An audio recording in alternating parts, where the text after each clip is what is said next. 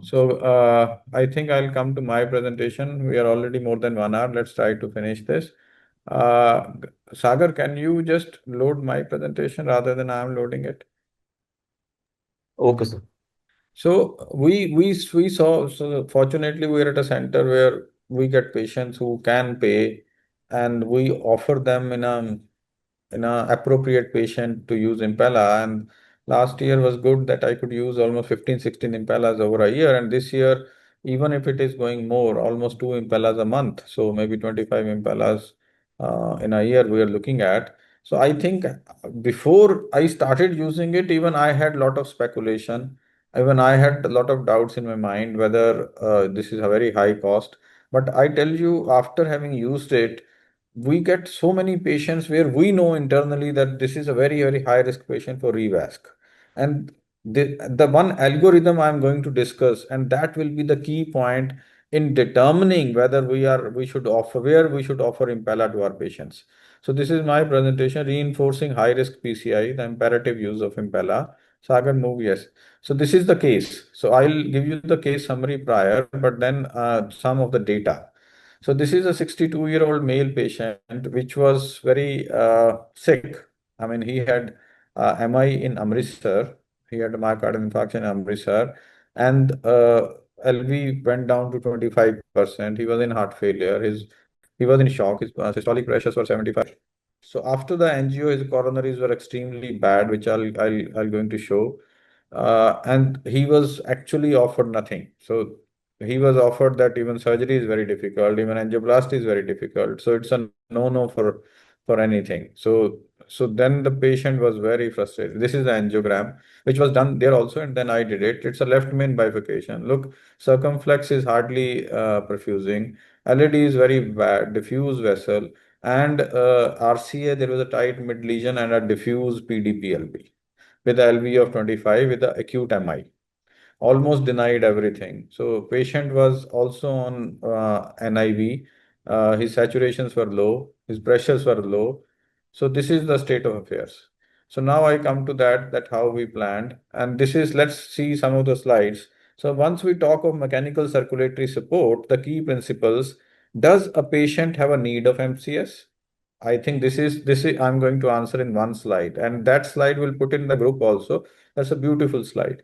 Is the patient procedurally safe for MCS? This is again very important. We are whether the femorals, iliacs are adequate size. We are going to have a 16-18 French system going into the iliacs, so they have to be spacious from that point of view. And is the patient appropriate for MCS? Again, the indication point, and what MCS should be used. Obviously, because of the cost, mostly we use IVP, but then if at all we patient can afford or we can use, Impella CP, the new system, is the MCS we are looking at. That is the MCS which is really going to work in a very bad subset of patients. Next slide. Okay, patient indicated for protected PCI. Now, there are patient comorbidities, there are complex coronary artery disease, and the hemodynamic compromise. We are working on three pillars. So, we have to look at all. And the next slide will tell, I think let's not waste time on this slide. Next. Okay, so this is the slide I think we have to keep in our mind. Rupesh, this is a very beautiful slide. So, risk assessment for high risk PCI, assessment by multidisciplinary heart team, and a scoring system. So there are two aspects, a clinical aspect and a technical aspect. Technical is a more of a anatomical aspect. So clinical aspect, let's see. The hemodynamic status, there's a scoring system. LVEF less than 35, 1 point given to this. LVEF less than 25, 2 points given to this. Systolic blood pressure less than 100, 1 point. LVEDP more than 25, 1 point. Cardiac index less than 2 points, 1 point. Renal dysfunction, advanced age, one each. ACS, acute MI, one each. Valvular heart disease, if there is a severe MR or any other severe AS or something comorbid situation, 1 point. Turn down for surgery, 1 point. So these are the clinical aspects, and see the technical aspects, the anatomical challenging points. Unprotected left main, the syntax score more than 32, syntax score less than 32, with bifurcation or trifurcation, 1 point. Multi-vessel disease with large area of myocardium at risk. Left main or multivessel atherectomy required. The procedural characteristics. Complex CTOs with retrograde approach through last remaining conduit vessel.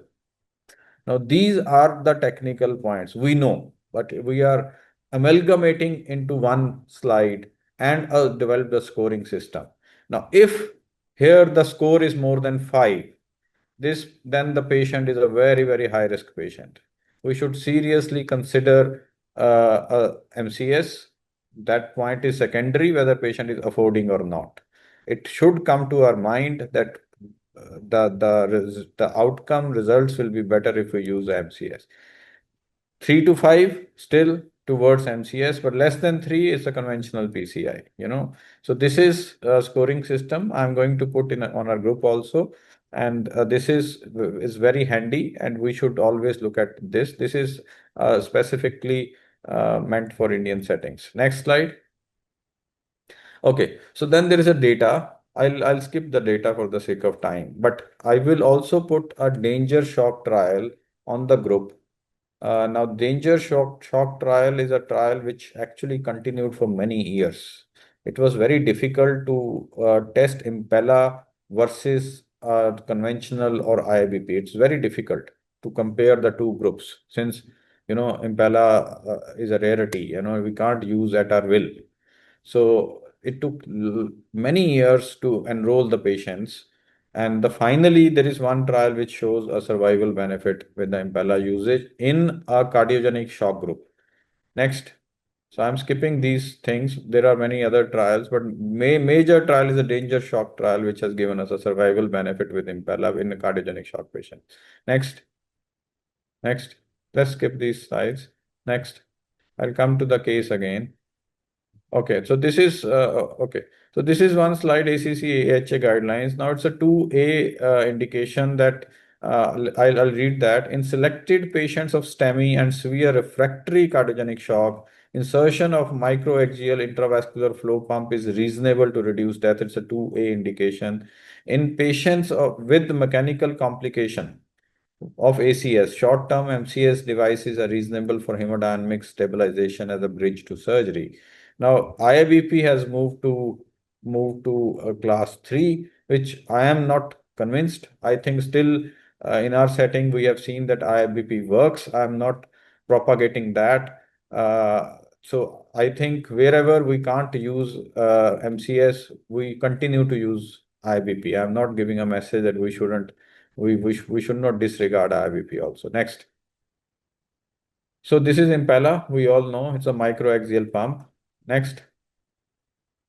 This is how it works. Again, pretty simple. We know from our physiological system knowledge that it increases the cardiac output. Now, one thing which I'm putting a stress, I made a short video in our Impella things. So normally what we do, I tell you, stop here.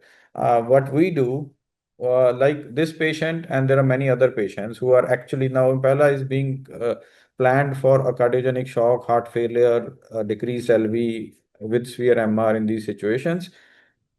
We put a IABP in the patient while the patient comes to our ICU because impella is not a hasty decision. It's a finance decision, it's a infrastructural decision, it's a technical decision. It needs to be talked to the family, and usually families in India, they are not kind of that you talk now and they give answer in 1 hour. That doesn't happen. I think that's not a reality, but mostly it has to be talked over 24, 48, 72 hours, and then they get convinced. And we also want to watch that whether parameters are simply improving with IBP and inotropes or diuretics and all the therapy. So we put the patient on IBP, and in the meantime, we watch the patient if parameters are improving. If they are not improving, we are more convinced that now whatever procedure we are doing, we want to use impella, and then we start talking to the family. So this is how we take the access. Before impella insertion, we always check the iliac and femoral from the radial route because other usually one groin is equipped by a IBP. IBP is there and we go through the radial, check it, the other contralateral side, then the IBP, iliac and femoral angiogram. And like we do in the all the structural cases of TAVI, the micro puncture, a very meticulous puncturing is required for this also, and then the sheath is in place. Now we have only one access because one access is gone to IBP. That's the most of the time scenario. So this is how a single access impella and the PCI to be can be done with a single access. Please run the video now, Sagar. So now the impella sheath is in place, and now go to the 10 o'clock position and puncture in the sheath. And once you have punctured there, you put a wire and then go with a 6 or 7 French sheath. Do not go with the normal femoral sheath. There is better sheaths which are more flexible, and I'm forgetting the name of this new sheet for the PCI. I'll put that. And then at 10 o'clock, we have done that. So this is a single puncture with impella sheet. And now we are ready for the PCI through the single access impella. Okay. Next, this was important. This is how it is done. So a single access technique of placing a sheath guide for PCI through impella for protected PCI, minimize the risk of additional access. Great option in impella supported PCI, and 6 or 7 French sheaths are compatible. Next. So this is how the single access. Next. Next, let's come to the case now. Okay, so this is the case from where we left. So that was highly calcified left main bifurcation, shifted from Amritsar by airlifting, and impeller-driven left main bifurcation created. But prior to that, I did IVL 4 into 12 on both sides. Left main to LED and left main to serve both sides. Almost 50-50 impulses on both sides. Next. So this is also very important while you do the impella. The lower green graphics, they show this. This is the graph which should be available like this, and this tells that impella is in right position. That one opening is in LV and another opening is in aorta. So this is important. If this gets dampened, then be careful. Our position is getting changed and it needs to be corrected. So this is very important. This tells the impella flow 3.8 liter per minute. Cardiac output is 5 liter per minute. It gives us all the details. Next. Again, the LV matrix. Next. Okay. So then both the stents done and a kissing balloon inflation was done. Next. And this is the result. Look at the LED, look at the circ, both opened nicely. Patient did quite well after that. And there was a RCA lesion also, which we did after this. Next. So middle lesion, I didn't touch the distal vessels. Next. Next, final result showed. Okay, bed preparation. This was again very calcified. Next, okay. So Onyx Frontier to 3.58 millimeter stent, 3.530 dilated by 3.58 non-compatible. Next. Okay, final run. So next, short of time, Sagar. Next. Okay, so this is the final result for RCA. Next. So this patient I did around 8-10 months back. Patient did well. So this is what I was talking because Dhananjay was also saying. While we started weaning off impella, we kept on looking the cardiac output.